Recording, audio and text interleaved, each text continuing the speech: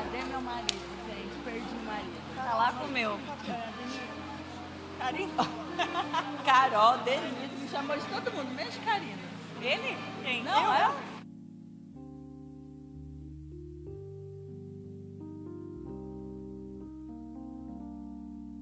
Tá ligado já? Ou eles ligam pra central? Atenção, André Jorge Então, Oliveira. boa tarde a todos. Ao posto de marido. Está. Saiu ali. Boa tarde, o meu nome é Margarida Romão. Para mim é um privilégio fazer parte deste painel, rodeada de mulheres inspiradoras e inquietas. Passo a apresentar as minhas convidadas. Começo pela Carol Marcon, escritora, coach executiva, consultora organizacional, autora do livro O Poder da Equipa AAA. Passo para Karina Priviato. Se estiver a falar muito rápido, digam, por favor, que elas tinham partilhado que de vez em quando nós portugueses falamos muito depressa. Então a Karina é pedagoga, master coach, visionária atrás de eventos marcantes, esposa e mãe dedicada, coautora de 9 livros e está a lançar o seu 10º agora no Brasil. Passo então para Iraci, inquieta por natureza, palestrante, escritora, empresária e mentora, especialista em ensinar líderes a ler o invisível em processos seletivos. Atua no desenvolvimento de empresários e gestores. Lucinha Silveira, minha parceira, atua no mercado da moda há mais de 30 anos como estilista. Tem a sua própria marca de roupas de festa, especialmente noivas. Consultora de moda e estrategista de estilo profissional. Aqui em Portugal nós dizemos consultora de imagem ou stylist. É também palestrante e escritora. Para terminar, a Denise, consultora internacional de negócios, especialista em marketing e vendas, palestrante e mentora de líderes, coautora de vários livros e também escritora. Em comum, mulheres que seguem os seus sonhos, que acrescentam valor por onde passam e, acima de tudo, fazem-no de uma forma brilhante e impactante. De diferentes áreas profissionais, temos connosco mulheres empreendedoras, líderes, mentes em constante aceleração e inquietação. Avançando então com a temática que nos traz aqui hoje, pergunto a cada uma de vocês: como acalmam a mente ansiosa no mundo em constante aceleração para alcançarem o que mais desejamos? Podemos começar por ordem como estão sentadas, portanto, Carol. Perfeito. Obrigada pela mediação, obrigada, colegas, pela oportunidade, editora Gente, pela oportunidade de estar aqui, todos que nos acompanham. Como acalmar a mente ansiosa nesse mundo em constante transformação? Eu acho que esse é um tema que interessa a todos nós. Eu já digo que não tem uma receita única, mas para mim é sempre investir em autoconhecimento, é entender que aquelas coisas que tumultuam a nossa mente, elas são nossas e elas voltam. Tudo aquilo que a gente não trata devidamente, em algum momento da vida, vai voltar e vai ter que ser tratado. Então, se você ainda tem ansiedade, todos nós somos, porque somos humanos e estamos aqui em desenvolvimento constante, é olhar para aquilo que causa. E eu faço milhares de coisas para isso. Eu sou apaixonada por desenvolvimento pessoal e todas as ferramentas, as abordagens que eu utilizo com os meus clientes, eu também primeiro utilizo comigo.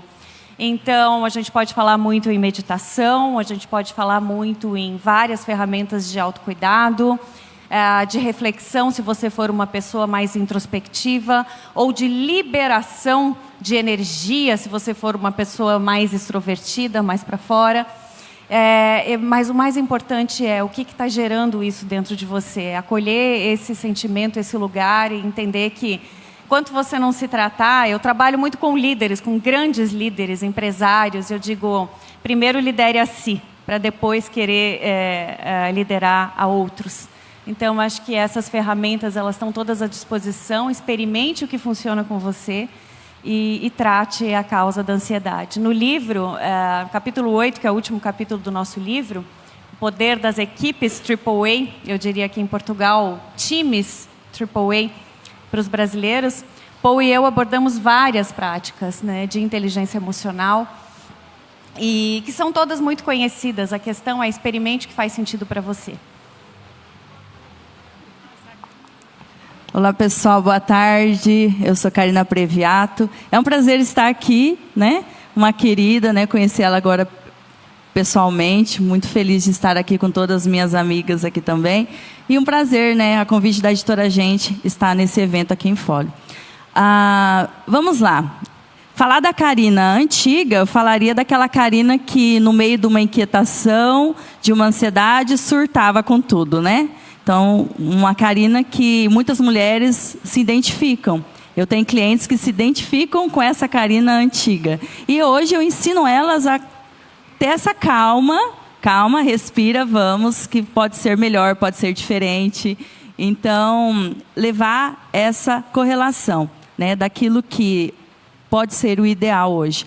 Então, no mundo em constante transformação, né, que nós vivemos hoje, onde tudo é muito rápido, né, onde, por vezes, a inteligência artificial nos assusta, a rede social assusta. Eu ainda conversava com uma amiga sobre essa questão, né, da gente se expor na rede social e quanto isso nos assusta. Mas a inquietação, acredito que ela vem disso, de você trazer a sua palavra, de você trazer aquilo que você acredita, e você precisa colocar, então, para fora e externalizar, né, e deixar, assim, a ansiedade, o medo de lado. Hoje, o que eu faço para melhorar isso em mim é a corrida, onde me identifiquei muito. Então, quando eu estou inquieta, eu então saio para correr. Ali, então, eu desacelero, eu coloco para fora os sentimentos, vejo paisagem, e para mim é ali o meu, sabe, aquele meu descarregar mesmo de emoção. Então, é a corrida onde eu me encontrei, né? Então, eu acredito assim, no coach mesmo, nós trabalhamos muito isso, né? Fórmulas, exercícios que vai fazer a pessoa identificar. Pera, eu estou assim, mas eu preciso me tornar assim. Como que eu faço para chegar lá? Claro, o autoconhecimento acaba por ser sempre a ferramenta, não é? Saber ouvir-nos, saber escutar aquilo que nós muitas das vezes não temos tempo quando andamos naquela bola que o colega falava ainda há pouco, e nós pararmos para pensarmos e para nos ouvir, efetivamente é um mecanismo que nós temos para depois avançar, não é? Para o passo seguinte e também poder ser inspiração para alguém. Passamos agora, Iraci. Muito prazer, me chamo Iraci Borer, né? O sobrenome é alemão, não é fácil de pronunciar, eu entendo você. E primeiro está sendo uma honra estar aqui, ser convidada pela editora Gente, pela Roseli, e é um carinho enorme. Então, sou muito grata e honrada por estar aqui. E quando você trouxe esse tema, a palavra que me vem à mente é: quantas vezes nós ficamos buscando o equilíbrio das coisas? Só que vamos imaginar um equilibrista. O que o equilibrista faz? Ele fica jogando as bolas, não é? Então, quantas vezes nós ficamos também, puxa, agora eu vou dar atenção para a minha carreira, agora eu vou dar atenção para o meu papel de mulher, né, ou para o meu papel de empresária. E quando eu entendi isso, eu pensei, puxa, a vida não é isso, né? Então, veio uma outra palavra para substituir equilíbrio, que é centrada. É buscar esse centramento. Ou seja, tudo sai, né, de dentro para fora. E isso tem uma relação direta com cumprir o nosso propósito. Como um colega que falou sobre isso antes, quando você consegue entender qual é o teu propósito, que muitas vezes ele é muito maior do que nós planejamos e do que nós pensamos, também ajuda a ter esse alinhamento e, obviamente, acalmar a mente e também ter esse direcionamento. E o meu ponto, né, de entender essa questão de propósito, eu passei muitos anos buscando equilíbrio. Pensei, puxa, mas isso aqui não está meio bagunçado, não está legal. E quando veio o convite para fazer parte dessa obra incrível, que é Inquietos por Natureza, inclusive está à venda aqui na frente, mudou muita coisa da minha vida. Eu entendi realmente que o meu propósito era muito maior, de ajudar muito mais pessoas. Hoje eu sou a única brasileira a ensinar líderes a ler o invisível nos processos de seleção. E quando eu entendi que o meu desafio era levar essa mensagem para muito mais pessoas, começou a ter mais sentido. E aí a ansiedade também diminuiu muito. Então, a minha forma, assim, é claro que é um desafio diário. Há desafios todos os dias, seja de comunicação, seja de se expressar nas redes sociais, como a Karine bem trouxe. Então, são desafios diários. Mas eles são tão pequenos, quando você entende qual é a sua missão, que eles são facilmente... ou seja, a gente ultrapassa com facilidade. Obrigada. Obrigada. Margarida, para mim é motivo de muita alegria estar aqui nesta tarde, e principalmente porque eu me conectei tanto energeticamente com ela, por termos o mesmo trabalho e trabalharmos assim com amor pelo que fazemos. E estar aqui em Portugal, que é a nossa pátria mãe. Então, eu quero agradecer essa oportunidade, quero aproveitar e parabenizar os coordenadores desse evento, que está fantástico. Nós não cansamos de nos surpreender positivamente, com tanta organização, carinho, fomos recepcionados com muito assim, acolhimento. Mas, falando de acalmar a mente ansiosa, eu penso um pouco diferente. Primeiro, para mim faz sentido acreditar firmemente que a ansiedade é positiva, desde que ela seja acolhida, ela seja domada e principalmente dosada. Porque um pouco de ansiedade faz com que nós hajamos, faz com que nós façamos a diferença na vida profissional, na vida pessoal. E a ansiedade, nesse ponto, ela é positiva. Só que temos que ter essa consciência, senão ela pode nos engolir. Esse que é o problema. Nos dominar, como diz a Mara, não é verdade? Então, eu até comentava com umas amigas, essas queridas, que estamos aqui nesse grupo fantástico que a Editora Gente nos proporcionou, esses momentos, essa oportunidade, que quando eu estava voando para Portugal, eu assisti o filme Divertidamente 2. Quem já assistiu esse filme, ergue a mão. Quem que é o protagonista do filme? A ansiedade. E ali é um filme da Disney, lúdico, mas que retrata exatamente as nossas vidas, apesar da personagem principal ser uma adolescente. Mas, quando a ansiedade ela está descontrolada, não funciona. Nós precisamos de uma pitada, sim, de ansiedade para podermos ter mais atitude nas nossas vidas. E aí, a Margarida sabe, que nós conversamos antes, como eu trabalho com noivas há 40 anos, na realidade é mais, 42 anos. Noivas e festas, atendo muito mulheres, só o público feminino, que está estudando para a faculdade, se formando principalmente, se formando em medicina. Então, imaginem vocês o nível de ansiedade de uma cliente que vai se casar ou que está se formando em medicina. É enorme. Então, se eu não estiver inteira, se eu não estiver terapeutizada, com minha ansiedade controlada, como que eu vou transmitir a essa cliente tranquilidade, segurança?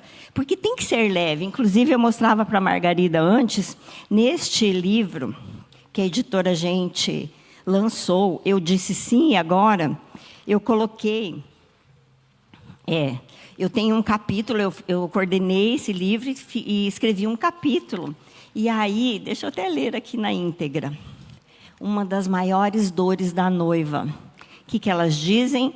Estou ansiosa e não sei se vou encontrar algo que eu goste. Porque eu escrevo do vestido ideal, né? Então, a ansiedade, ela permeia várias fases da nossa vida, vários momentos nas nossas profissões, tenho certeza. E o meu convite para vocês é que vejam a ansiedade não como uma vilã, como uma inimiga, e sim como uma aliada. Sabe aquele cavalo descontrolado que você puxa a rédea e faz, né? Puxa assim e fala, calma. Olha lá, Daniel. Eu demorei para tocar o sino. E aí, com essa rédea, você vai conversar com essa ansiedade, que é esse cavalo, e falar assim, você vai me levar até onde eu quero, mas eu que estou com as rédeas na mão. Pensem nisso e usem a seu favor esta questão da ansiedade na vida de cada um de vocês. Obrigada, Lucinha. Denise. Boa tarde. Me sinto honrada por estar nesse evento maravilhoso. Uma Denise Joaquim Marques se sente como estando na terra de seus avós, podendo falar sobre aquilo que enche o coração e aquilo que a gente também quer que, de alguma maneira, possa encher o coração de vocês. O ano que vem, vou completar 30 anos de vida comercial. Uma vida que se desenvolveu, uma vida profissional que se desenvolveu dentro de corporações gigantescas da área da saúde. E dentro dessas corporações, eu sempre tive a cargo do treinamento das equipes comerciais, das equipes de vendas e também mentorias de líderes. E agora, já no papel de consultora, alinhando as estratégias das empresas ao desempenho, ao alto desempenho de suas equipes e gerentes também. Então, quando eu olho, né, para essa vida comercial, para essas equipes comerciais, o que é que mais salta aos olhos? O estresse, a ansiedade pelo resultado, porque, na verdade, o mundo precisa do resultado, o mundo precisa de vendas, é disso que os negócios sobrevivem, sustentam, e é isso que move todas as nossas iniciativas, todo o nosso empreendedorismo. Se nós tivermos um empreendimento e nós não vendermos esse empreendimento, os nossos sonhos, as empresas, a economia, tudo vai por água abaixo. Então, nós temos que ter muita consciência do papel que vendas têm na importância, no todo da nossa sociedade. E nós, como empreendedores ou como profissionais liberais, também temos que ter essa consciência de que nós precisamos dominar vendas. Então, ao longo de todos esses anos, o que é que eu vi? Encarregada de tirar o desempenho de dentro de cada pessoa, com muito carinho, mas com muita firmeza também. Que essas pessoas, elas não podiam ter desempenho, não podiam ser vendedores estratégicos, se elas continuassem com a inquietação funcionando do lado negativo. Então, eu podia ensinar todas as teorias, todos os métodos de vendas, todo o processo, o que eu quisesse. Mas se eu não conseguisse transformar a ansiedade ou ajudá-los, né, porque eu não sou mágica, eu precisava das pessoas quererem fazer isso, motivá-las a transformar esta ansiedade negativa, esta inquietação negativa para o lado positivo, elas não seriam nem estratégicas, nem inovadoras, porque, afinal de contas, nós estamos numa era de inovação. Então, como é que eu fiz isso? Como é que eu faço isso hoje em dia? Através de uma coisa que é inata a todo e qualquer ser humano, que é a nossa capacidade de criar, é a nossa capacidade de criação. Os seres humanos vieram com a mágica maravilhosa de fazer outros seres humanos. E esse é o poder extremo da nossa criatividade. Isso é o que mais precioso, o que de mais rico o ser humano possui.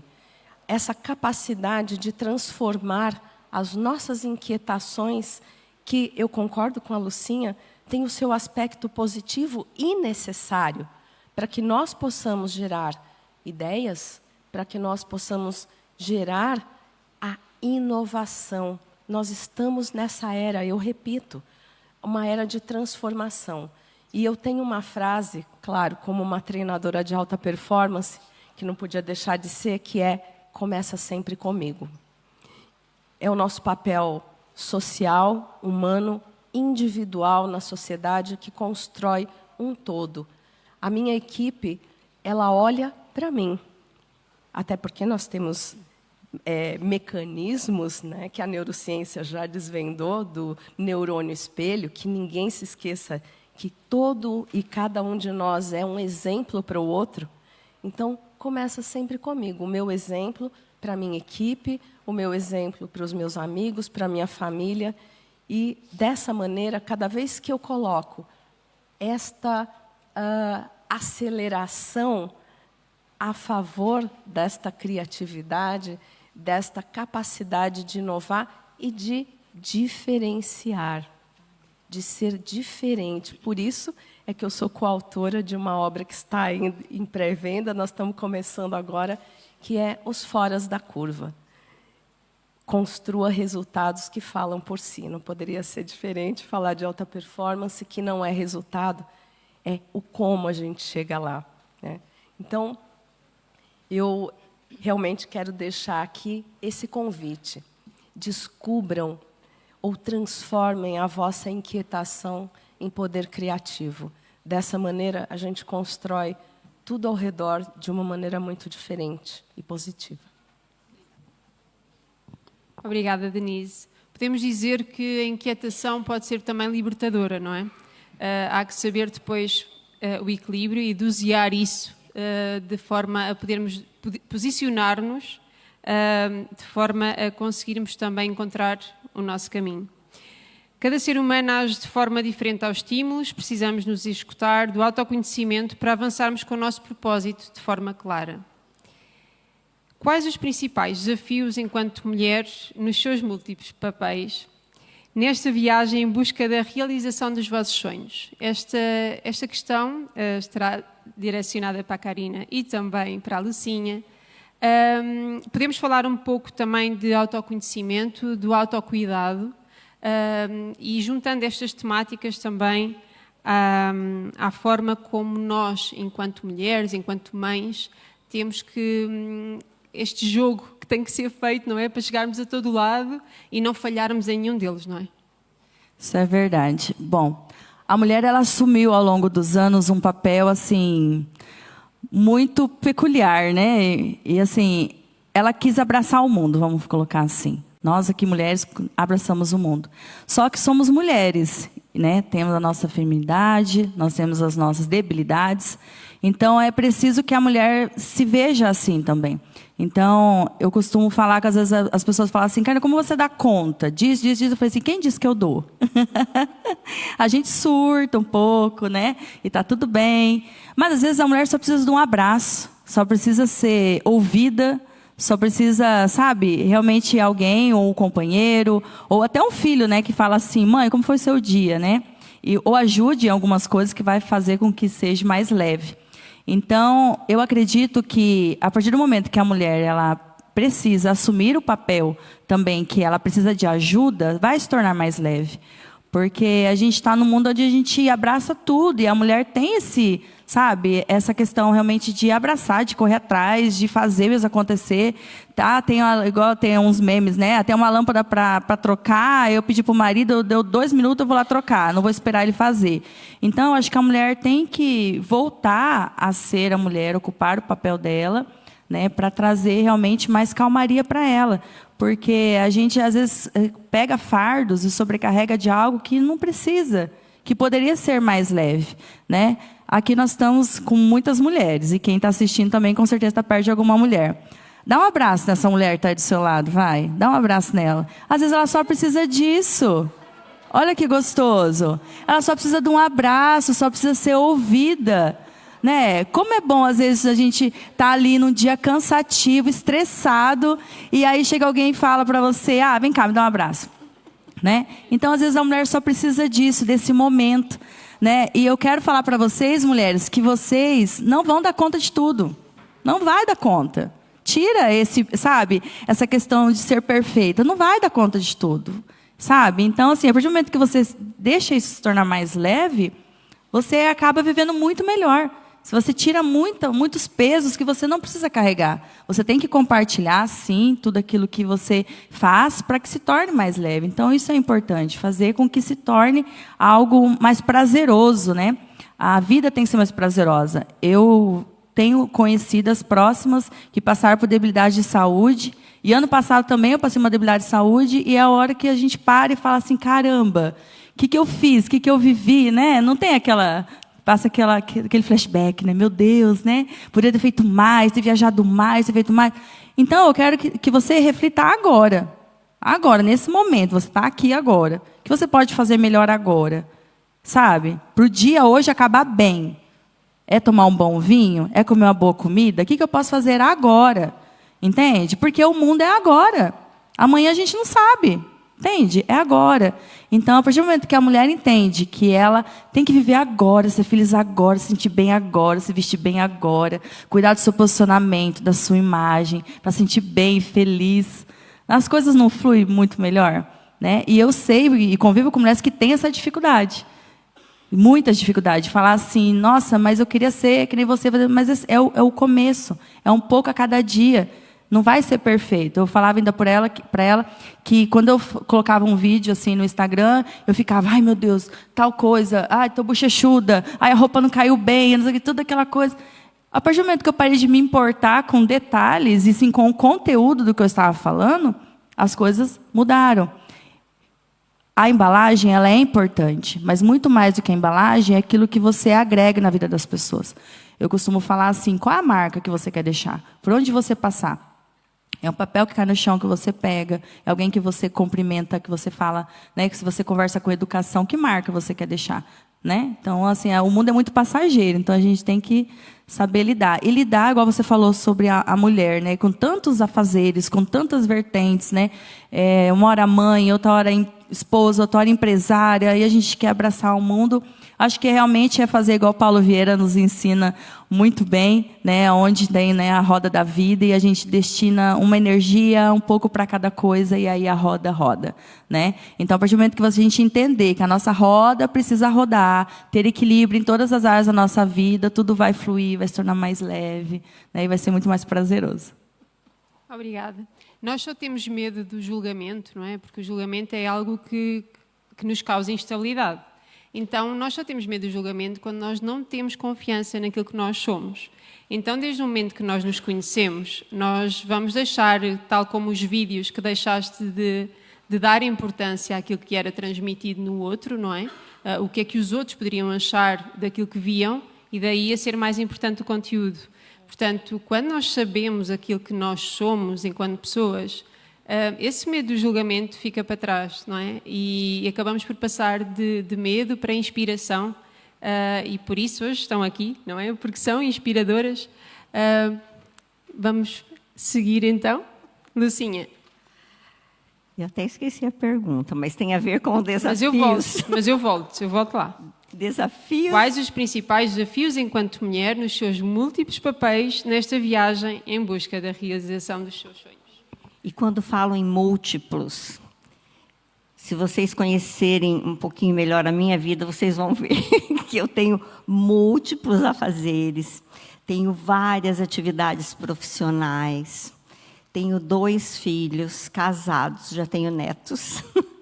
Estou muito feliz com a minha trajetória. E quando eu olho para os desafios que eu continuo enfrentando por ser muito empreendedora, e nisso nós também nos conectamos, só estamos em momentos diferentes de nossas vidas, né? Seus filhos são mais jovens, eu já estive nesse lugar.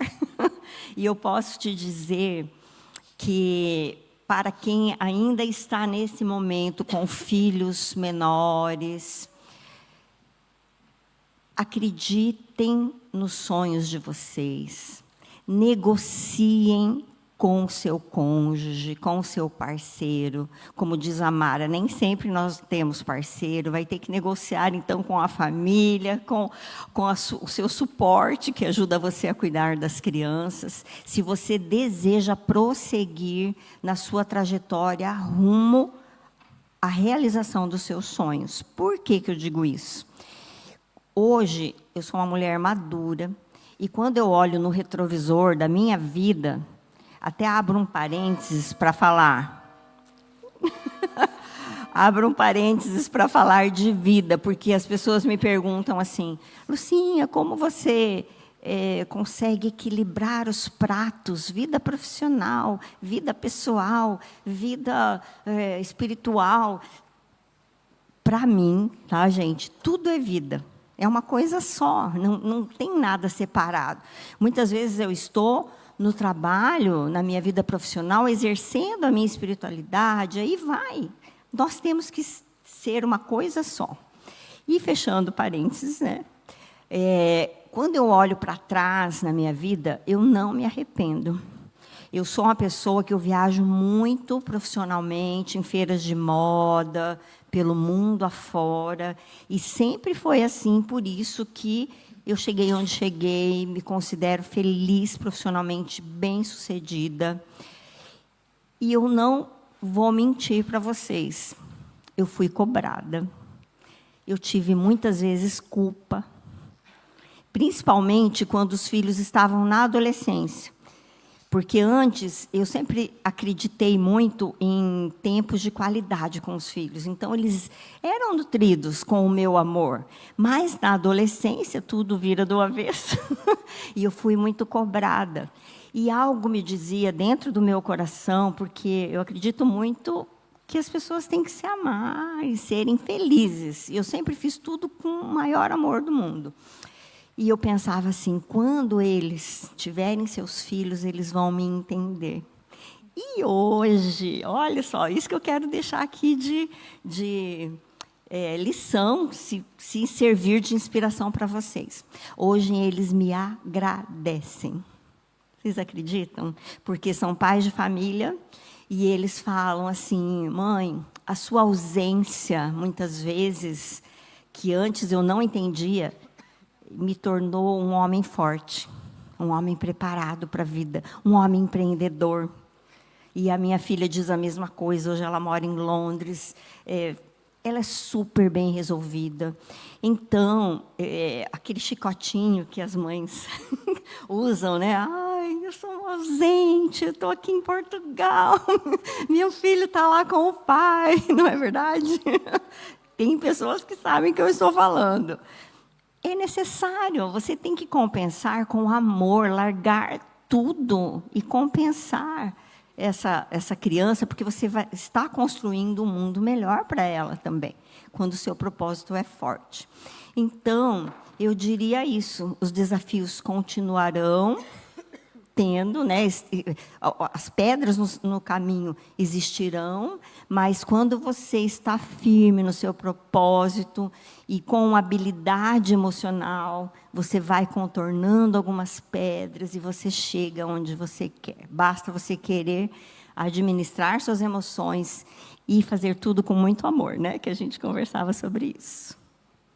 Verdade, o amor salva, não é? Costuma dizer-se. Podemos também dizer que é possível sermos mulheres realizadas e sermos mães, não é? E construir corações que um dia mais tarde vão, talvez, se calhar, deixar a sua marca, talvez como nós deixamos, não é? São aqueles pilares que nós deixamos e que um dia podem ser ou não empreendedores, mas eles cresceram a perceber que era possível, se podes sonhar, podes concretizar. E isso acho que é o melhor legado que nós podemos deixar, não é? Alguém, é o nosso exemplo enquanto mulheres, enquanto mães, de nunca deixarmos de acreditar e ter que priorizar tarefas. Eu acho que aqui é, acima de tudo, perceber e mostrar aos nossos filhos que também somos seres individuais e que precisamos também de nos realizarmos enquanto seres humanos, não é? Então, vamos dar aqui continuidade.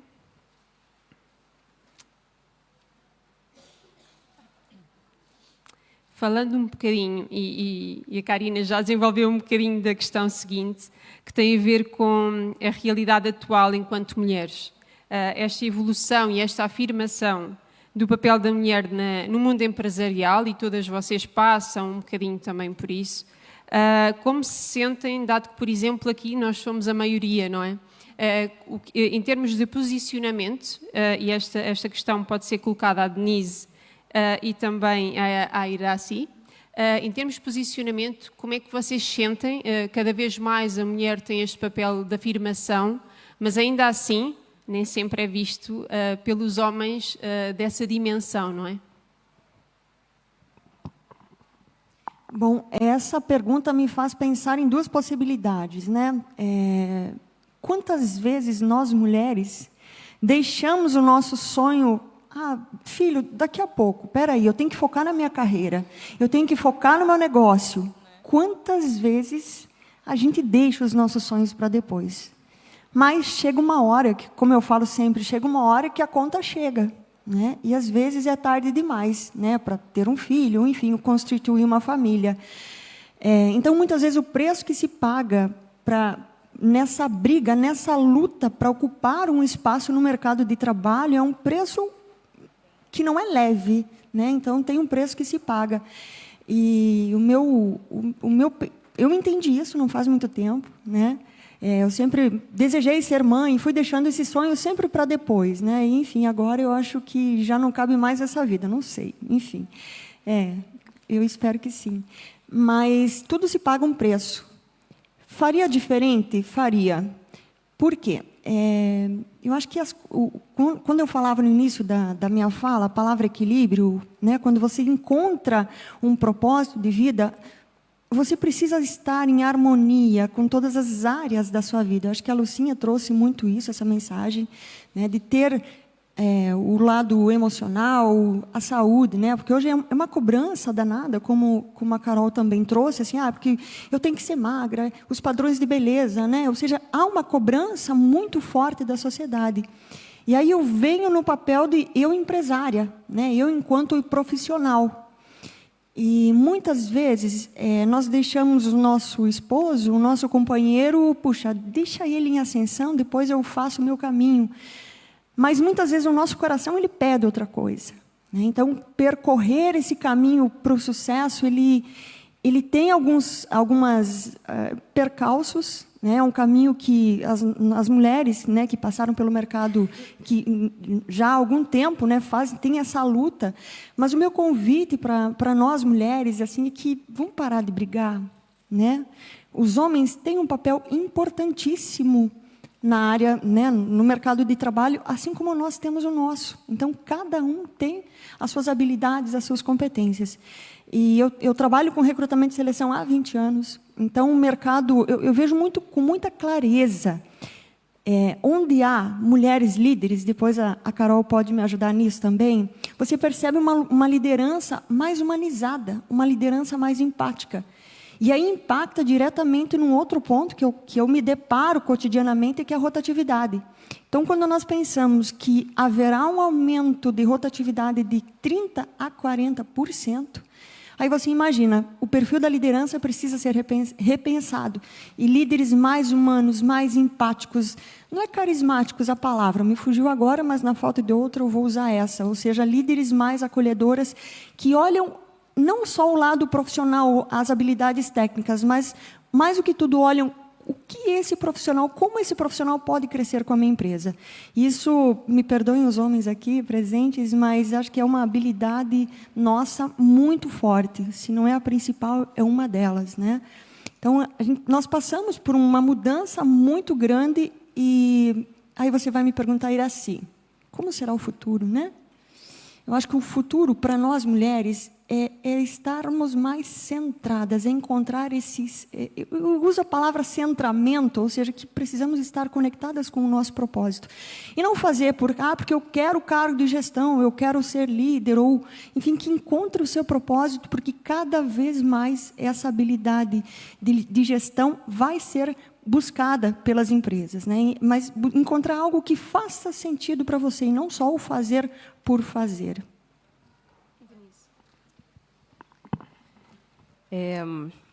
Ao longo, como eu falei, desse tempo, treinando pessoas e principalmente mentorando, ultimamente, mulheres que desejam desenvolver negócios, que desejam ter um nível de sucesso, desejam isso com muito direito, eu percebo que tem duas coisas principais que eu trabalho, porque são questões relacionadas a conseguir chegar naquilo que a gente chama de sucesso, que é você ser realizado na sua vida profissional e você ser realizado na sua vida pessoal, que é, primeiro, o conhecimento, a sua capacidade de adquirir, porque isso é uma grande inquietude e uma grande fonte da gente desconfiar da nossa capacidade de conseguir aquilo que a gente quer, a falta de conhecimento. Eu não conheço, quando eu sou menor do que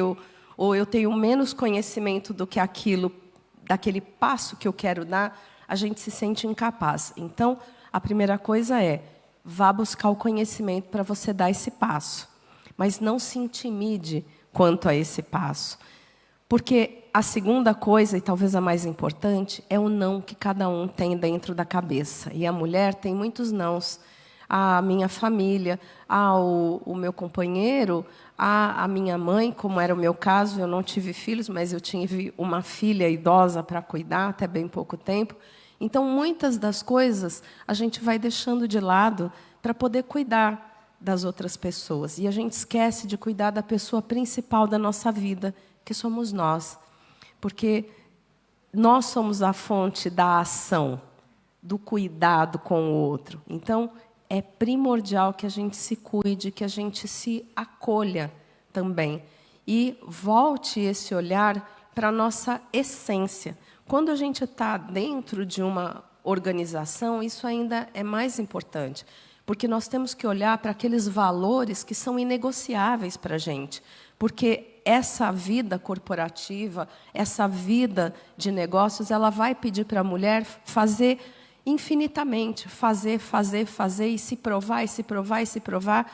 E como Margarida disse, a gente vai se julgar, a gente vai ceder ao julgamento alheio. Hoje, como eu falei, mentorando mulheres, inclusive escrevi recentemente 2 capítulos em livros diferentes, também direcionados à mulher, um sobre mulheres mentoras e outro sobre mulheres contra o bullying. O que é o bullying? É work bullying e é o bullying de mulher para mulher, o que é mais triste ainda e é um nível muito alto.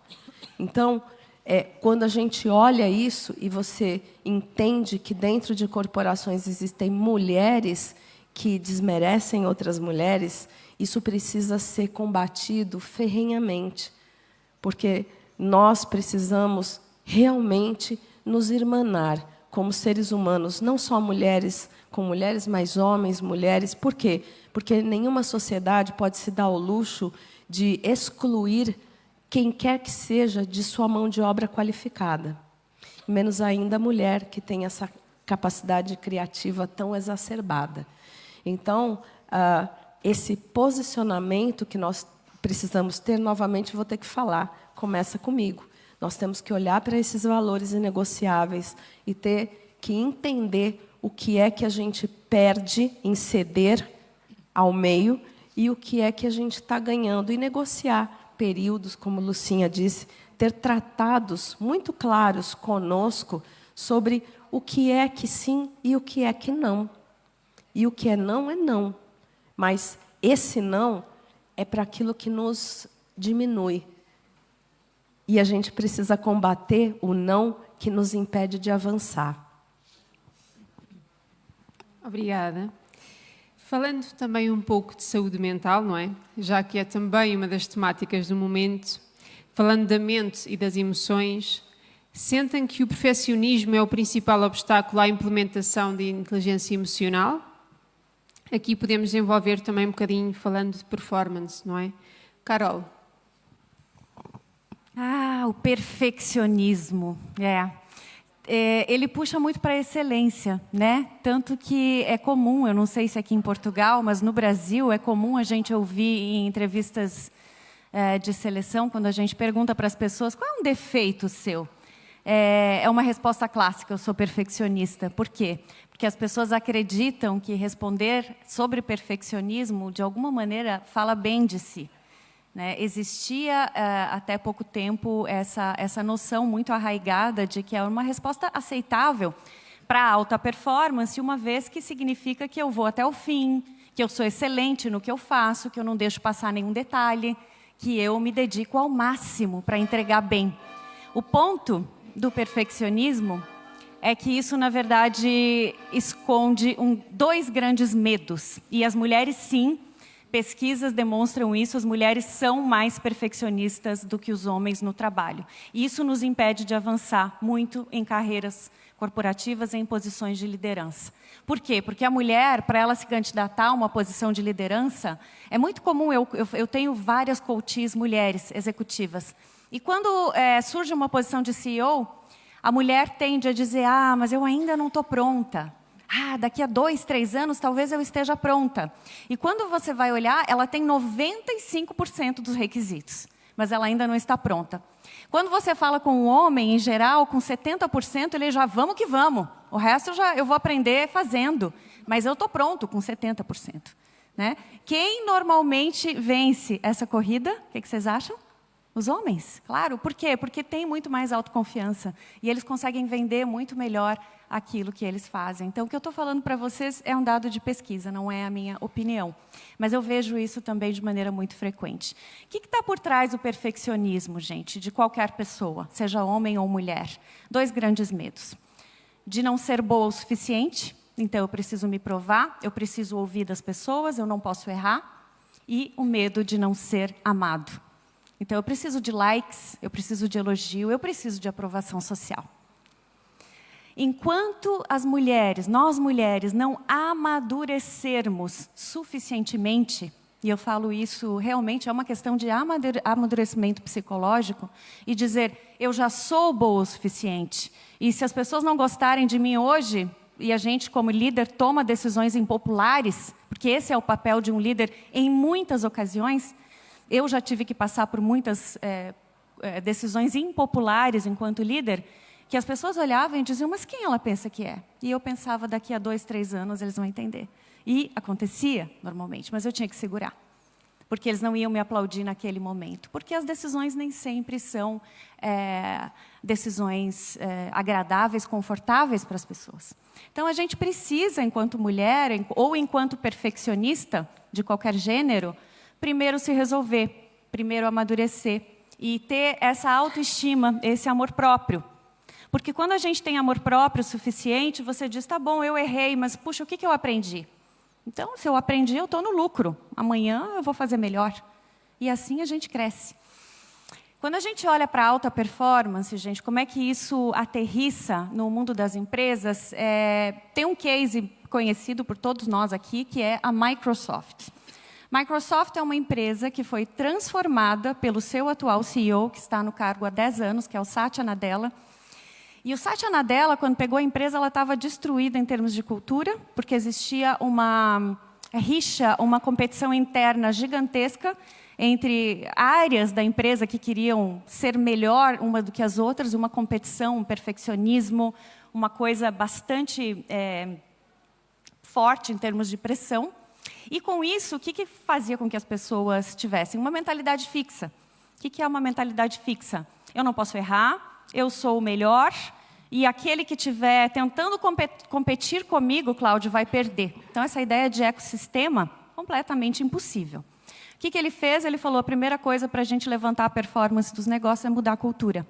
E ele trouxe a famosa mentalidade de crescimento, que é um estudo da Carol Dweck, uma pesquisadora de Stanford, muito conhecida, primeiro na educação infantil, hoje no mundo organizacional, que diz o seguinte, mentalidade de crescimento é imperfeccionista. Então, você pode errar desde que você aprenda e desde que esse aprendizado traga inovação e crescimento para a empresa. Com isso, a Microsoft saiu de um resultado negativo durante muitos anos, lançou os serviços de cloud, que todos nós aqui devemos usar de alguma maneira, e foi a empresa mais valiosa do mundo, com 3 trilhões de dólares em janeiro desse ano. Então, gente, ser perfeccionista não está com nada. Seja você homem ou mulher, se você realmente quer amadurecer e crescer, deixa isso para lá. Seja imperfeito. É isso. Alguém das restantes quer falar um bocadinho sobre perfeccionismo? Querem acrescentar algo que tenha a ver com a vossa experiência também de vida? Eu gostaria de acrescentar que eu já fui essa pessoa, não sou mais. Porque quando eu realizava algo, ele tinha que estar 101%. Check, check, check. Se ficasse dois itens sem estar perfeito, eu sofria. E hoje eu entendo que está tudo bem, que eu dei o meu melhor e next, vamos, bola para frente, vamos para o próximo projeto. É o que você falou, aprender. Inclusive, por falar em Seja Imperfeito, a editora Gente, eu faço parte desse livro, eu escrevi um capítulo do livro Seja Imperfeito, justamente como nós lidamos com as nossas imperfeições. E esse livro me ajudou muito a virar essa chave, de não se culpar, não querer ser a Mulher Maravilha, porque existe o síndrome da Mulher Maravilha. E, com certeza, com essa visão, hoje eu sou muito mais feliz. Para terminar e falar um bocadinho também de tudo aquilo que vos une, não só enquanto mulheres, estando numa vila literária, qual a importância da escrita na vossa vida? Podemos começar pela Denise. Eu descobri que eu sempre quis ser escritora. Apesar de ter escrito a vida toda, sempre ser uma aluna de redação, nota 10, eu nunca pensava em escrever um livro, até que realmente eu me dei conta que era isso que eu queria fazer. E por quê? Porque tinha uma mensagem dentro do meu inconsciente ou da minha alma que queria sair para fora e não sabia como. Então, hoje eu escrevo, hoje eu pinto, e a literatura, ela é uma forma da gente deixar gravada para, eu diria, né, pretensiosamente, para a posteridade, mas a maneira como a gente quer tocar o coração de alguém com a nossa mensagem. Então, esse é o papel do livro. É com essa intenção que eu escrevo livros.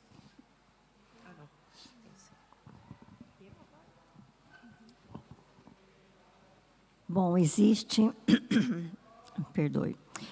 a Lucinha Silveira antes da escrita, de ser escritora, e depois. É impressionante como nós crescemos como seres humanos quando nós compartilhamos as nossas ideias, as nossas crenças, o que a gente acredita que vai fazer bem para as outras pessoas. Porque você estuda tanto e é um voltar para si, um autoconhecer-se que não tem fim. E o primeiro livro que eu escrevi foi logo na pandemia. Estourou a pandemia, fui convidada para escrever um livro intitulado Estressadas ainda, Manual da Mulher do Século XXI. Eu falei, gente, será que eu sou estressada? Mas, ok, né? Eu não acreditava que eu poderia escrever e compartilhar minhas ideias.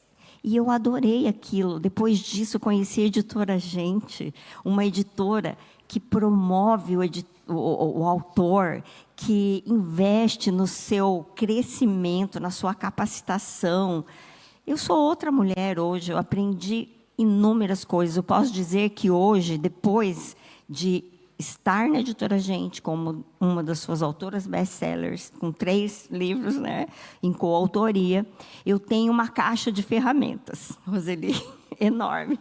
E isso me ajuda na minha vida, porque eu, por exemplo, essas práticas meditativas, outras práticas assim, que fizeram com que eu crescesse, está nessa caixa de ferramentas que a própria editora proporcionou a nós, autores. Todos nós sabemos disso. Então, eu sou muito grata a Deus por ter colocado isso na minha vida, porque me transformou, e eu tenho certeza, pelos relatos que tenho de pessoas que leram alguns dos livros, que é um contributo que nós fazemos com o Papai do Céu para transformar o mundo em um mundo melhor. Bom, eu estava com uma vida super tranquila, de boa, sossegadinha. E aí uma conhecida me convidou. Eu estou indo para uma imersão, você vai fazer o que final de semana? Eu disse, olha, eu estou de boa. E aí eu fui nessa dita imersão. E foi quando foi lançado, foi no dia que foi lançado esse projeto, Inquietos por Natureza. E o meu coração, na hora, saía do meu peito. Eu pensei, que é isso? Eu não sabia direito explicar, mas eu só estou aqui hoje por conta disso. Eu tinha um sonho latente no meu coração em 2016, quando eu comecei a trabalhar com linguagem corporal nos processos de seleção, e aí faltava a bibliografia, eu não conseguia encontrar. Encontrava sobre linguagem corporal, encontrava sobre o processo de recrutamento e seleção, mas os dois juntos não existia. Então, de alguma maneira, faltava esse apoio, esse referencial teórico. E até hoje, até então, não existia, porque o meu segundo livro está a caminho. E eu brinco que nasceu uma nova Iraci depois desse projeto. Mas o que significa escrever? Quando eu escrevo, eu me coloco muito no papel. Sabe aquele irmão mais velho? Que pega na mão e guia. Então, a escrita é sobre isso, não é sobre nós, é sobre como nós vamos ajudar as pessoas, que mensagem que nós podemos levar para, de alguma maneira, levar transformação para a vida das pessoas. Eu estou lendo um livro agora da Elizabeth Gilbert, né, que é a escritora de Comer, Rezar e Amar. Eu já li esse livro umas 3 vezes. E ela fala sobre isso, da magia que é a escrita. E até então eu não conhecia o que era essa magia. Eu sei que agora eu sou uma imparável na escrita e eu me transformei de uma Iraci empresária para uma Iraci escritora, porque eu não sabia, mas até então eu esperei a minha vida toda por esse momento e eu não sabia, né? Então foi transformador na minha vida e agora eu quero ajudar e transformar mais vidas. Gratidão. Bom, eu nunca imaginei na minha vida que eu seria uma escritora, jamais. Nunca passou assim, sabe quando a gente coloca aquelas metas, escrever um livro? Nunca imaginei, falei, meu Deus. Mas me encontrou. Foi algo assim que mudou a minha vida, assim. Quando fui encontrada, né, pela primeira editora e aí eles falaram assim para mim, falou, Karina, você precisa contar ao mundo a sua história. E daí eu me arrisquei no primeiro texto. E daí eu vi que aquilo assim mexeu muito comigo. Porque eu vi o quanto a minha história, que teve muitos altos e baixos, né? Falência, 1000 coisas aconteceram. De ser uma mulher totalmente assim, ciumenta, de ser uma pessoa assim que, nossa, eu vejo assim uma transformação assim de maturidade. Eu falava, caramba, isso tem que ser colocado no papel. E aí foi uma construção. Mas é claro que depois da imersão best-seller da editora Gente, foi aonde assim, realmente eu me encontrei assim na minha história, onde eu pude colocar meu posicionamento, aonde eu queria chegar, né? E entendi que o livro ele vai muito mais além do que apenas um livro, uma escrita, um capítulo. Ele, por detrás disso, traz muita história, traz muita verdade, traz muito posicionamento e traz muitas crenças também e agrega muito na vida das pessoas. Um livro que eu participei, que foi do Paulo Vieira, da editora da Febracis, ele me marcou muito, porque eu trouxe um pedaço da minha vida onde eu replicava as minhas crenças quando eu era criança, que eu fui daquela geração, né, que ficava de castigo, apanhava de varinha, né, aquelas correções assim, e eu repliquei muita coisa com a minha filha, mas não de bater, mas assim, de ser brava. E um dia eu me peguei assim, com meu filho falando fofinho, porque ele era pequenininho, com ela, tá, Camila, faz isso. E ela falou assim, mãe, por que com o Davi você fala fofinho? Eu falei, cara, foi um tapa na cara. E aí ali eu falei, caramba, eu preciso mudar. E aí eu fui em busca, e aí eu entendi. que como que as nossas crenças, aquilo que a gente viveu, influencia na nossa vida hoje. E isso é em tudo, né? Então, mudou muito. E depois que eu comecei a receber feedbacks de pessoas lendo o livro e falando assim, nossa, caramba, isso conectou comigo, isso mudei a partir dessa escrita. Aí você vê que realmente você tem muita coisa por detrás disso tudo. E é algo surreal. Eu estou agora na pré-venda do meu livro solo, né? Que é um orgulho para mim, que é o Pare Agora. Ele vem trazendo isso, desenvolvimento pessoal, vem trazendo essa libertação de crenças, né? De tudo aquilo que nos amarra, que nos prende, aquilo aonde a gente pode chegar. Então, esse livro para mim foi uma construção muito linda, né? Com o prefácio do Paulo Vieira, que para mim ele é incrível. E aí, quando eu li, assim, depois do livro acabado, eu falei, caramba, como esse livro pode trazer muita mudança de mentalidade, pode trazer muita transformação, porque ele traz histórias reais que eu vivi e que clientes meus viveram, e ele traz conteúdo, ele traz tudo. Eu falei, caramba, é isso. Então, para mim, assim, a escrita realmente me abraçou, me encontrou. Não sou uma imparável, não tenho, assim... Não quero parar, porque realmente eu vejo assim que vai passar gerações e gerações, e as pessoas vão, por algum momento, ler aquilo e vai falar assim, nossa, isso é muito real, isso mudou minha vida. Eu acho que o livro é isso, é mudar a vida das pessoas através da leitura. Para responder essa pergunta, eu me lembrei muito da pergunta que a Dominique fez no outro painel, que é, quais as brincadeiras de criança que você lembra, né, que você gostava de fazer? Bom, eu era uma criança introvertida, que sempre leu muito, amava ler, desde que aprendi a ler muito cedo, acho que com 5 anos, amava ler. Uma cidade muito pequena também, então não... era divertido para mim, porque me abria os horizontes. E aos 10 anos, eu resolvi procurar o meu primeiro trabalho, por opção. Era uma brincadeira para mim, mas no fundo era um trabalho. Numa agência de Correios, aqui se fala Correios também? Correios. Numa cidade muito pequena, e eu fiquei muito amiga da pessoa responsável pela agência, da gerente, falei assim, como é que eu posso te ajudar aqui? E ela falou, bom, você se comunica bem, você sabe escrever bem? E eu falei, sim, eu sei escrever bem, com 10 anos, né? Bom, as agências do Correio, naquela época, tinham uma pequena sala para ajudar as pessoas não alfabetizadas a escreverem cartas. Porque você imagina, eu estou falando metade da década de 80.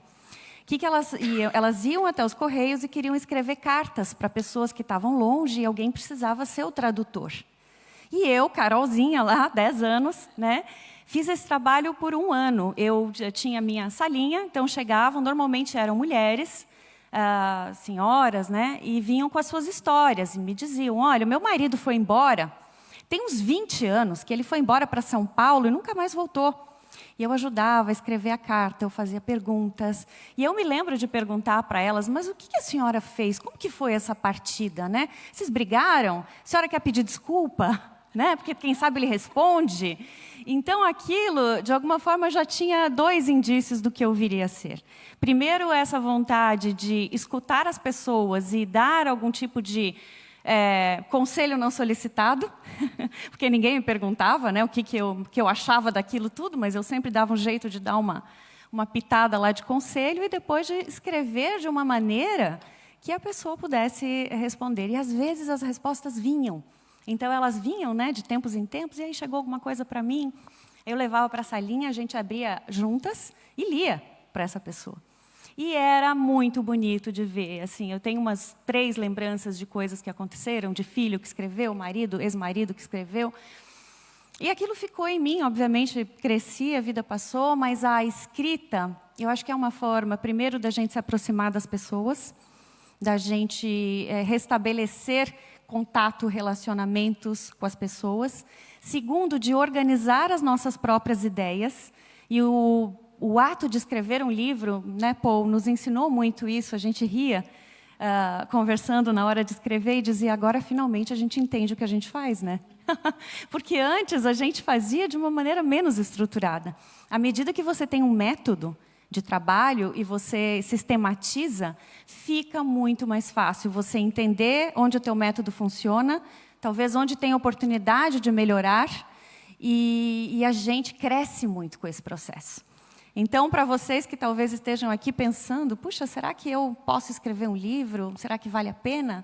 é um processo lindo de desenvolvimento para você, de organizar a sua cabeça, o seu método, a forma como você pode ajudar os outros. E para quem recebe, é uma forma da gente deixar a nossa mensagem, o nosso legado, né, Dani? Então, está sendo incrível, eu não pretendo parar também. Então, falando de livros, podem depois adquirir os livros das nossas convidadas também. E queria só mesmo aqui uma perguntinha, e esta não estava combinada. Vocês acham que mentes inquietas para sempre são mentes inquietas? Acham que chegará alguma vez um momento em que vocês vão pensar, pronto, agora vou ficar por aqui, vou acalmar e vou parar com esta inquietação? Acham que mentes inquietas vão ser para sempre? Quem quiser responder. Eu nunca deixarei de ser inquieta. Não sei quantos anos eu vou viver, até agora são 60, ninguém está escutando. E até agora, sempre inquieta. E sempre inquieta e criativa, que é o mais importante para que a gente possa ter saúde mental também. Não, né? Já é um pouco do nosso perfil aqui, né? Então, eu acredito que não. Em parar jamais.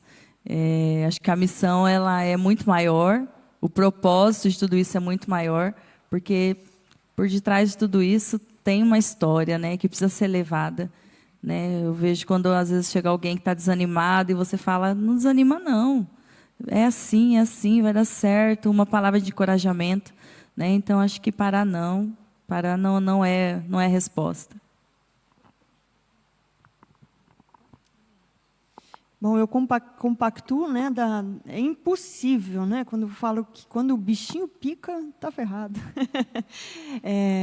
Imparável, inquieta, imparável, mas centrada, né? Porque a inquietude, como a Lucinha, acho que trouxe uma mensagem muito legal, porque a inquietude, se bem conduzida, ela muda a nossa rota, né? Ou seja, ela sempre te leva a querer um pouco mais. E esse querer um pouco mais, eu acho que por toda a minha vida vai seguir, mas agora mais centrada. A inquietude é o meu combustível, é a minha gasolina azul. E o que eu fico mais feliz, eu fico até emocionada, é saber que eu encontrei outros inquietos. E aí eu falei, gente, eu não estou na contramão, tem mais gente que pensa como eu, que necessita disso. Eu acredito que quando eu tiver 100 anos, eu vou ter projetos ainda para realizar, porque é muita energia e é algo que faz assim a minha lancha, sabe, aquele motor potente, ir para frente. Então, sempre serei inquieta. Quando eu vi esse festival intitulado com esse tema central da inquietude, eu me identifiquei muito. Eu falei, tá aí a minha tribo. Estamos juntos. Somos assumidamente inquietas por aqui. Eu acredito que a inquietude ela sempre traz o seu próximo nível de evolução. E para mim é muito claro que eu estou sempre buscando esse próximo nível de evolução. Então, o verbo que mais faz sentido para mim é aprender. Eu amo aprender, amo essa sensação de estar sempre dando um passinho a mais. Eu sou movida por desafio. A questão aqui é equilibrar, se possível, essa inquietude com o estado de presença. Ou seja, estar presente, para mim ainda é um desafio, estar plenamente presente naquilo que eu estou fazendo, porque a mente inquieta muitas vezes tira a gente do foco. Então, à medida que a gente aumenta o estado de presença e mantém essa inquietude gostosa de dizer, que interessante isso, vamos ver o que tem por aí, sabe? Aí fica bom. Então, eu estou nessa busca de equilibrar, de melhorar esse estado de presença. Obrigada a todas. Vamos então agora disponibilizar um bocadinho de tempo para quem quiser fazer algumas perguntas. Quem quiser fazer alguma pergunta é só colocar o dedo no ar. Temos aqui o microfone a circular. Peço só que direcionem, por favor, a quem quer que responda. Oi, tudo bem? Vamos lá. Eu vou fazer uma segunda pergunta que vem a partir da primeira que eu fiz na vez anterior. Obrigada por ter lembrado. Quando eu me deparo com alguma situação que é questionável, para eu me acalmar, que é uma situação ansiosa, para eu me acalmar, eu gosto muito de pensar quando eu pensava quando era criança. Ansiedade é só um momento em que nós pensamos que algo ou vai acontecer, e é no momento que a gente não quer que aconteça, ou algo não vai acontecer no momento que a gente quer que aconteça. Ou seja, nossa mente está sempre no futuro ou no passado. Nós não estamos vivendo muito no agora. Então, bem lembrado quando você falou sobre o divertidamente, a mente de um adolescente, de uma criança, ela é, muitas vezes, ela é quieta, mas, às vezes, as pessoas, nós, adultos, levamos uma criança a pensar muito no futuro. Então, quando ela chega à adolescência, ela já chega pensando o que eu vou ser, o que eu vou fazer, como é que eu vou ajudar minha família, como é que eu vou ter dinheiro para mim mesma, como é que eu vou cuidar da minha sobrevivência. Então, nós temos jovens, muitos jovens, cada vez mais jovens, pensando muito no futuro e agarrados muito ao passado. A segunda pergunta que eu sempre faço nas minhas entrevistas que eu faço para vocês agora.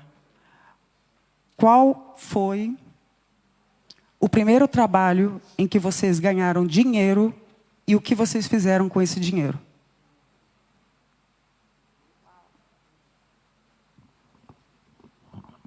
Com qual idade? Vou começar então. Eu venho de uma família simples, meu pai caminhoneiro, minha mãe dona de casa. Então eu tive que correr atrás dos meus sonhos, porque as coisas não iriam acontecer se eu ficasse parada. E eu já tinha essa inquietude comigo desde jovem, porque eu queria algo melhor, eu não queria ser mais do mesmo. Eu já tinha isso muito forte dentro de mim. E aos 15 anos, foi quando eu realmente comecei a trabalhar. Gostava muito de criança, então eu comecei como babá. E aí depois fui ser secretária de dentista, entrei na área da pedagogia, auxiliar de sala de aula e trabalhava os 3 períodos. De manhã eu estudava, à tarde eu lecionava, auxiliava e à noite era babá. Então, eu aprendi desde nova que, para conquistar as coisas, eu precisava me mover, entende? Então, isso foi algo que eu visualizei lá, igual você falou, na adolescência. Porque eu não queria ficar na mesma. A família, todo mundo era professor e tal. E, naquele momento, é o que eu podia pagar, que era o curso de pedagogia, porque eu já amava a criança, só associei algo que eu gostava com uma profissão. Mas eu fiquei muito pouco na pedagogia. Usei a pedagogia de outras formas, mas fiquei muito pouco na pedagogia. Porque eu tinha outra inquietude dentro de mim. O meu sonho era ser fisioterapeuta. E aí, depois de mais idade, pessoas me perguntaram, então por que agora você não vai fazer fisioterapia? Mas a inquietude da Karina lá no começo era a seguinte, eu falava para minha mãe que eu queria consertar as pessoas. Dentro de mim, eu falava, mãe, eu quero consertar as pessoas. E eu achava lindo. A pessoa, assim, lindo não, mas a pessoa quebrada e a pessoa sair do fisioterapeuta lá andando e coisas. Eu falei, gente, é lindo. Nossa, olha uma transformação. Mas mal sabia eu que a transformação que eu queria ver no mundo era de outra forma. Então, eu fui buscando, trabalhando, até eu me tornar quem eu sou hoje. Então, como mentora, como palestrante, como master coach, vendo essa transformação de dentro para fora, buscando o melhor das pessoas. Então, a minha inquietude começou lá, na adolescência. Começou realmente colocando a mão na massa para conquistar o que eu conquistei até hoje. Dominique, deixa eu te contar, que eu lembrei que eu vendia gibi quando eu era criança. Acho que eu deveria ter uns 8 anos, 7 anos. Eu vendia gibi usado e pegava toda a grana, todo o dinheiro e comprava doce, que eu adoro doce até hoje, né, Roseli? E quando eu era adolescente, eu comecei a dar aula numa escolinha para crianças, maternal, e todo o meu dinheiro era para comprar sapato. Adorava. Eu sou igual ao filho do Cláudio, uma centopeia, né? Parece, quantos pés você tem? E muito interessante você trazer, né, essa pergunta para a gente lembrar. E com relação à ansiedade, eu até estava conversando com a Margarida no começo, eu tenho, nessa minha caixa de ferramentas, eu tenho algumas práticas. Uma delas, lógico, práticas meditativas são fantásticas, né? Mas eu tenho uma que eu chamo a água da paz. Sabe quando você está num momento que você está muito nervosa, algum acontecimento que você não sabe o que fazer, e te dá uma crise de ansiedade mesmo, né? Como quem viu filmes sabe, você surta, você fica naquele turbilhão. Quando vocês verem o filme, vocês vão ver no final. Você está naquele turbilhão, né? E você precisa parar, se escutar. E aí você pega um copo d'água, coloca um gole na boca e começa a prestar atenção na sua respiração. Eu já fiz isso até, por exemplo, no toalete, ou às vezes na empresa, vou num escritório, numa sala, e faço isso. Agora não mais, mas eu já fiz há uns anos atrás, hoje já está bem controlada. E eu só engulo a água quando eu me acalmo, quando eu quedei prestando atenção na respiração, só prestar atenção, não precisa pensar, orar.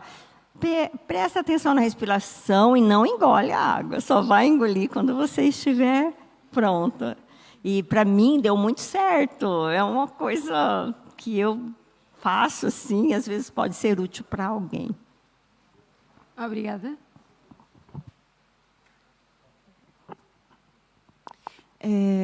Primeiro, Dom, a sua pergunta no painel anterior eu achei incrível. E eu fiquei pensando sobre isso. Acho que é uma pergunta que nos faz refletir. E essa segunda pergunta, eu fiquei, enquanto escutava as minhas colegas aqui, voltou um filme assim na minha cabeça, né? Eu venho de uma família muito humilde. Então, aos 10 anos de idade, eu precisei, como a colega aqui falou, essa necessidade de movimento, mas eu sentia a necessidade de movimento, mas eu sentia a necessidade de ajudar a minha família, né, em questões de subsistência mesmo, né? Então eu fui ser babá e eu lembro até hoje, o primeiro salário foi R$50 na época, isso faz um tempinho. Então o que eu ganhei eu entregava pelo menos nos primeiros meses para os meus pais. E aí eu fiquei pensando, quando é que deixou de ser divertido, né? E aí eu fiquei pensando na sua pergunta, o que você fazia quando você era criança que você faz até hoje, se me permite retomar. Eu lembro que quando eu era pequenininha, né, eu sou uma família volumosa, nós somos em 5 irmãos, e eu criava carrinhos, né, aqueles carrinhos. E, além de criar os carrinhos, eu criava o caminho, né, ou seja, fazia o meu parquinho de diversões. Então, acho que a Iraci, que nasce com o livro, é uma Iraci que busca essa diversão, que retoma esse lado divertido da criança, de que viver é divertido e que não é só tarefa. Então, é isso. E que também abre caminhos, não é? Para outras pessoas. Karina, já falou? Então, Carol.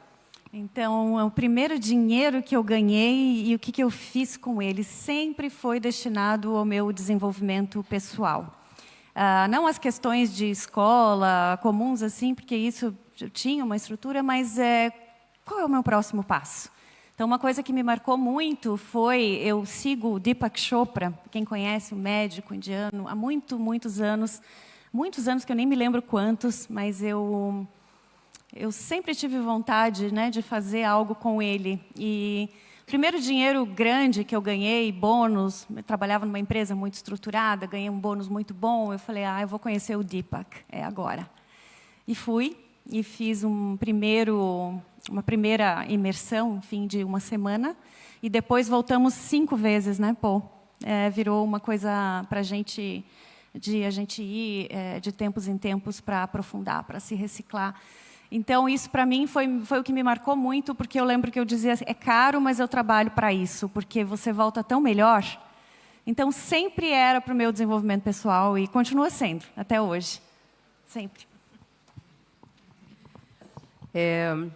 meu primeiro dinheirinho ganho, eu tinha 15 anos, e um dia uma colega, né, da escola bateu na minha porta e falou assim: olha, Denise, o meu cunhadinho, o irmão do meu namorado, ele tem 10 anos e a minha sogra, ela está doida com ele porque ele está indo muito mal em inglês. E eu sei que você faz inglês e você é uma ótima aluna. Será que você poderia dar aula para ele? Aí eu olhei e falei: eu dar aula? Bateu na minha porta. Eu falei: tá bom. Você pode cobrar. Ela falou a palavra mágica, né? Já estava aí a pessoa de vendas. Aí eu falei: pode contar que eu vou. E aí a mãe me surpreendeu com outro pedido. Ela disse assim: olha, eu só tenho um pedido para você. Dá para você tentar ajeitar a letra dele? Eu falei: meu Deus, e agora? Né? Então, o que eu fazia era o que eu já tinha feito antes com meu primo, que era fazer o menino apagar o caderno todinho quando a letra estava ruim. Ele queria morrer e me matar. Mas esse foi o meu primeiro dinheiro. E o que eu fiz, logicamente, comprar livro. Obrigada. Temos aqui uma questão também do Cláudio. Obrigada.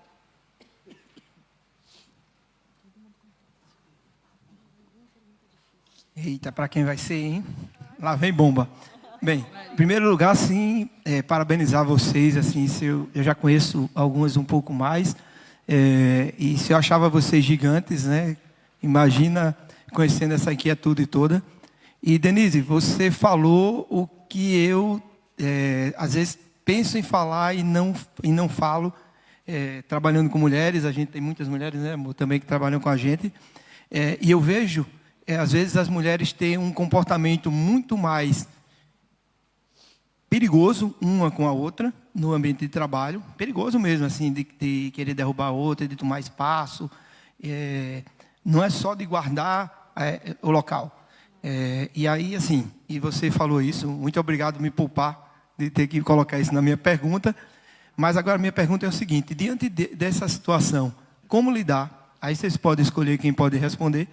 Como lidar com essa concorrência que, às vezes, eu posso dizer a vocês, os homens não fazem com as mulheres nas empresas, mas as mulheres fazem uma com as outras. E aí escolham aí quem vai ser a sorteada para responder. Só aqui fazer um pequeno apontamento. O tempo está a acabar, portanto, vou só pedir que sejam mais sucintas. E quem é que vai querer responder a esta questão? Carol, para mim, de novo, é uma questão de amadurecimento pessoal, Cláudio. Ou seja, amadureça para não precisar ser gostada o tempo todo, para não precisar de elogios de aprovação social o tempo todo, que é difícil, porque a gente gosta disso. Mas quando isso vira uma necessidade para você se sentir bem, que é o problema, né? E a outra questão é você não precisar se provar o tempo todo que você é boa o suficiente, que é outro nível de amadurecimento. Então, quando você está tranquila internamente, você não compete, você não fica com inveja da coleguinha, porque a coleguinha está indo bem e você se compara, né? Então, para mim, volta para a questão do amadurecimento pessoal, para que primeiro você, bem resolvida, não provoque essa situação, né? Não faça esse tipo de coisa. E quando vier para você, que você também não pegue para você, você não leve para o pessoal. Eu já passei muito por isso, em situações em empresa de questões de mulheres. Eu acho que isso me fez perceber algumas coisas, crescer com isso. E a gente tem que trazer para si, ok, se isso está me impactando, como é que eu vou me trabalhar, como é que eu vou me resolver? E para não devolver isso para o mundo, né? Porque quando a gente está mal resolvido, a gente devolve isso para o mundo. Então, para mim, isso é um comportamento de pessoas mal resolvidas. E a solução, resolva-se. Está dentro. Só completando, lá na empresa a gente tem 88 funcionários e 56 são mulheres. E eu convivo com isso diariamente. Algo que faz mudar é o posicionamento da liderança e nós também como CEO. Trazer um posicionamento dentro da empresa, onde, no primeiro momento que algo acontece ou você escuta nos bastidores, você corta. Você corta, você instrui, você chama, você, sabe, faz todo aquele trabalho. Então, a gente já tem mensalmente trabalho, né, não só com elas, mas com eles também, para trazer essa mentalidade de acrescentar, sabe, ainda mais time de vendas, que fica assim, um querendo ser melhor que o outro, ganhar mais que o outro, fica aquela competição. E às vezes fica aqueles burburinhos, isso acontece demais. Mas acho que realmente cai o que ela falou, né, de você também posicionar a pessoa, de você validar a pessoa, não desmerecer, mas também colocar cada coisa no seu lugar. E daí trazer isso, a liderança trazer isso forte dentro da empresa. Vai fazer com que diminua bastante. Cláudia, eu falo como gestora, tenho cerca de 24 mulheres, sempre trabalhei com mulheres, porque eu tenho ateliê de costura, bordado, vendas, são todas mulheres. E nós conseguimos, porque a gente passou por muitas vezes por isso, e é cruel mesmo. As coisas que acontecem, as situações, é de uma crueldade que não dá para acreditar, você tem razão. E eu percebi, nós percebemos ao longo dos anos, que eu já estou há tantos anos nesse ramo, que é um perfil. E nós encontramos uma solução junto ao RH, né, que é a sua área, porque a pessoa ela é assim em outras empresas, e não é com uma mulher só, são com várias, ela puxa tapete, ela faz fofoca, ela calunia, é um perfil mesmo. E nós conseguimos resolver isso há pouco tempo, hein? um ano e pouco, na contratação. O perfil de pessoas. Então, as perguntas que são feitas para essas candidatas têm que ser específicas para mostrar se ela não é egoísta, se ela não é invejosa, se ela tem escrúpulos, até a questão, valores morais mesmo. Situações são colocadas na hora da entrevista e ela dá a sua opinião, e nisso a gente identifica o perfil dela mesmo. Então, nós conseguimos, não sei se te ajudou, nós conseguimos desta maneira driblar. Alguém quer acrescentar? Eu assino embaixo do que todas elas falaram, viu? É isso mesmo. Denise. Eu acho que o Cláudio gostaria de ouvir o que eu tenho a dizer, né, Cláudia? Veja, tem duas perguntas para serem feitas, né, para essa mulher que eu faço. Veja, no papel de mentora, elas também me trazem ou críticas ou comentários a meu respeito que eu poderia, mas só que eu já estou preparada para isso, certo? Então, a pergunta que eu faço é: você está disposta a pagar o ônus que a coleguinha paga para ter o que ela vai ter? Você realmente quer estar aonde ela quer estar? Porque quando você olha e fala assim, não, eu não quero pagar. Essas são duas perguntas matadoras, entendeu? Você quer pagar o preço que ela está pagando? Não. Você quer chegar aonde ela quer chegar? Isso é seu ou é dela? É uma pergunta para mim como mentora, né? É dela.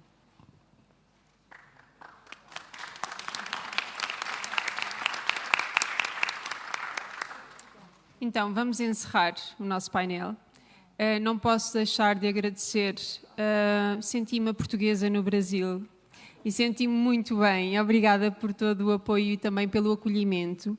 Quero agradecer também à Obitec a possibilidade de poder estar aqui hoje e de terem a coragem de reunir mulheres de poder.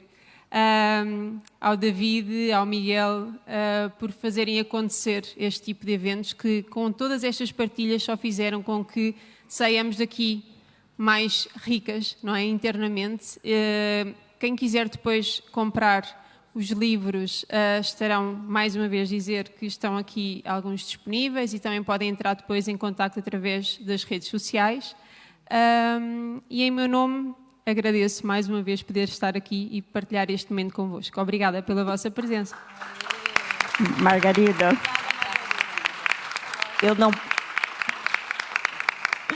eu não poderia deixar de parabenizar a Margarida pela condução sensacional deste painel, em nome de todas, concordamos. Quero parabenizar a equipe organizadora por ter escolhido ela, porque eu já participei de muitos painéis, talk shows, que a gente chama no Brasil mais talk show.